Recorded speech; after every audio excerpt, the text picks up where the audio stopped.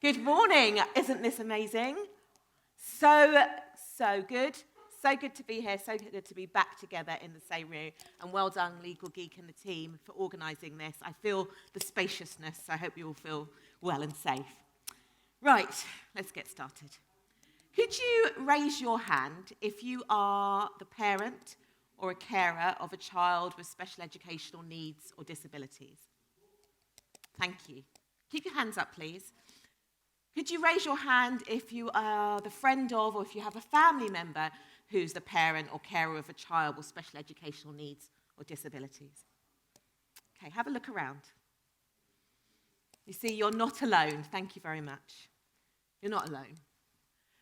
Because 1 in 6 pupils in England have recognised special educational needs. And they have a legal right to an education. Unbelievably, it's only since legislation in 1970 that was really enshrined in law that all children had the right to be educated at school and not looked after by the mental health institutions in some cases. It's relatively recently, but legislation is important. Our children have a legal right to an education, but at the moment they are being left behind by a system which is broken. Now, I can't think of another institution or service where this would be acceptable. In 95% of cases that go to tribunal, the appellant, which in this case is usually the parent or the parents, wins. They win 95% of the time. This is what's happening in the SEND tribunal system. 95% of the time, these cases are going through, and local authorities are being found to not being holding up to their duties. They are not providing the education and support they're supposed to be doing. 95% out of the time. That's 2019 to 2020. It means 19 times out of 20, parents were winning, but they're not winning, are they? Because to appeal costs somewhere around £20,000, sometimes £30,000 if you see it all the way through. You lose time. It can take anywhere from months to a couple of years. And in all that time, your child isn't getting all of the provisions that they should get. It's unacceptable. And something has to change. Now, this first caught my attention, really, last year with the pandemic. Just like everyone else, like many of us, that stay-at-home order hit us. And when we got to April and May, it started dawning on me that I had to become a home parent and teach at home my child. Now, I have an 8-year-old son, and I am super privileged. I know it. I have 3 children, but he's the only one at school age. We were at home. We have broadband. We have technology. He goes to an independent school. His teachers were online with him, and he had me, and I had just given up a full-time job. So we were okay, and I was finding it challenging. But my mind turned to those... Sorry, this is flicking ahead without me, so apologies. My mind turned to those who might not be in that position. Anyone who had more than one child, anyone who was working a full-time job, anyone who didn't have the technology, and anyone who had a child with additional needs. What was happening to them? So I called my friends and my family, Helen, who has Marigold, Teresa, who has twins, Jacob and Hannah. Now, both Jacob and Marigold have chromosomal disorders, which mean that they're just a little bit different and have additional needs. But when I had those conversations, it was heartbreaking. Because what I heard was parents who weren't just struggling with everything else, they felt alone. Everything had gone out of the window. They weren't getting calls from their special one-to-ones for their children. The packs of education that were being sent home were not appropriate for their child. The EHCP plans they had gone out the window. And what really upset me was at that time our government was using the Coronavirus Act to weaken the provisions for these children, saying that only reasonable endeavours was needed to look after them, rather than going the other way and strengthening it. I found it unacceptable. I thought something needs to change, and what can we do? So, got together with a couple of other lawyers, Dr. Janvi Patel and Rachel Amos, and they were equally appalled and scratching our heads. What can we do? So we went on a journey of discovery.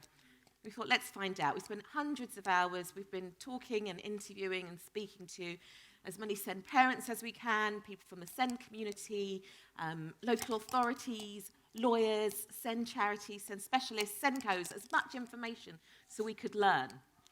And what we found was at the heart of all of this, there is a legal quagmire. There's a legal document somewhere in amongst all of the craziness that's going wrong. And it's called an EHCP plan. What's going wrong with the system, amongst many other things, is just plain old bureaucracy, delays, administration issues.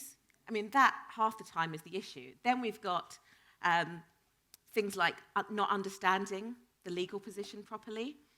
And then even more serious issues, obviously, like lack of funding, lack of resourcing, and a lack of real understanding about these children and their families and their needs and the impact of not doing things properly. And unfortunately, and sometimes just plain ignorance. It's so bad that a recent House of Commons Education Committee said it's a bureaucratic nightmare. And I'm going to quote what they said. There is a review going on at the moment. But they said, parents currently need a combination of special knowledge and social capital to navigate the system. And even then, they're left exhausted by the experience. Those without significant personal or social capital, therefore, face significant disadvantage. Parliament might as well not have bothered to legislate. Now, as lawyers and the legal geek community, I just think that's not good enough, and we can do better. We are legal geeks, and we can look at this and try and figure out how to do better. Now, this is having a little life of its own, so apologies that that's flicking on. But one of the things we discovered when we started looking at this is stories like this one. Melissa and James and their lovely little daughter. She's 3 years old, and she's gorgeous. And amongst her other amazing attributes, she's autistic and she's non-verbal. So they thought they would apply for this education, health and care plan, and they thought it would be pretty straightforward. They thought her needs would be pretty obvious and they would be prepared that she'd get to school and have the support she needed. They've been rejected. They are now joining that appeal process. They are now starting to find the funds to spend the money. They're starting to invest the time. They're starting to work through the system. And they are one of the ones with the social capital, like many of us in this room. We have a bit of understanding. We know a bit of a way to navigate the law. We're okay to stand up sometimes. But imagine those who aren't. Now, they're about to do that, and guess what? Remember, they're likely to win. 95% of the time, the parents win. But they have to go through this system to get what they should do. So what can we do?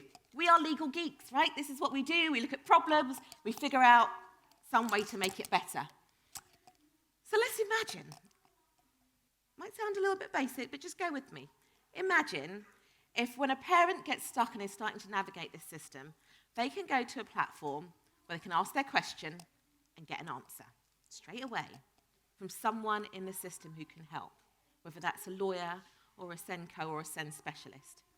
What if they can do that and go online any time of the day or night that suits them when they've got those few minutes spare to think about this and type in their question? What if when they get on that platform, they can hear about the lived experiences of other parents, perhaps who've dealt with the same local authority, who can provide golden nuggets of information that will help them on their way? Now, what if that online system also collated everything so that you can give your support once to many? If you're a parent who's gone through it, rather than having to repeat your story over and over, you can give all that information in one space and know that many can access it. What if that system was then a searchable repository for everyone, and we could start to recognize patterns? We can start to see what works. We can start to see how to build on that and work with local authorities to do better. That is the system that we've imagined, and that's what we're building. SupportSENDKids is basically a Q&A platform. It means parents can come on and get this information. It's already a community of legal geeks, so many who are here today. The platform is run by the Senate. We've got Morgan Lewis, Reed Smith, Sherman and Sterling providing pro bono legal support. They helped us to get charitable status. We've got Matrix Chambers and Landmark Chambers who provide the Noddy Guide, a sort of Bible in this area. That's now in a Q&A format on this platform, accessible for everyone. Kira and Bright are helping us with document management and checklists. These are the things that we can do as the legal community. Commercial lawyers have access to great tools, precedents, know-how, checklists, standardisation. Now, the EHCP is not a standard document across the 300 odd, nearly 400 local authorities. Crazy. We can do something about that. So that's what we've built, and we are collaboration. We've had Crafty Council do a video, we've got Smart Club, Week Marketing, Farricade, Little Social Company doing marketing, and really importantly, we have the Send lawyer community coming to help as well. We've got Shoesmiths, Boys Turner, and many more. So I'm going to round up. How can you help? It's really simple. Come and help us. We always need money. We're a charity. It needs some things have to be paid for. We'd really appreciate the donations if you can. Donate your time. If you have any specialist knowledge or you've got some experience, join the platform. Scan the code. Couldn't get a T-shirt printed. It's on my back. Find me, scan me, and come and find us, our Crowd Justice page, and give us your time or your knowledge or experience. And provide your skills. We need content providers, marketeers, event organisers, anyone who can give us some sort of skill, come join us.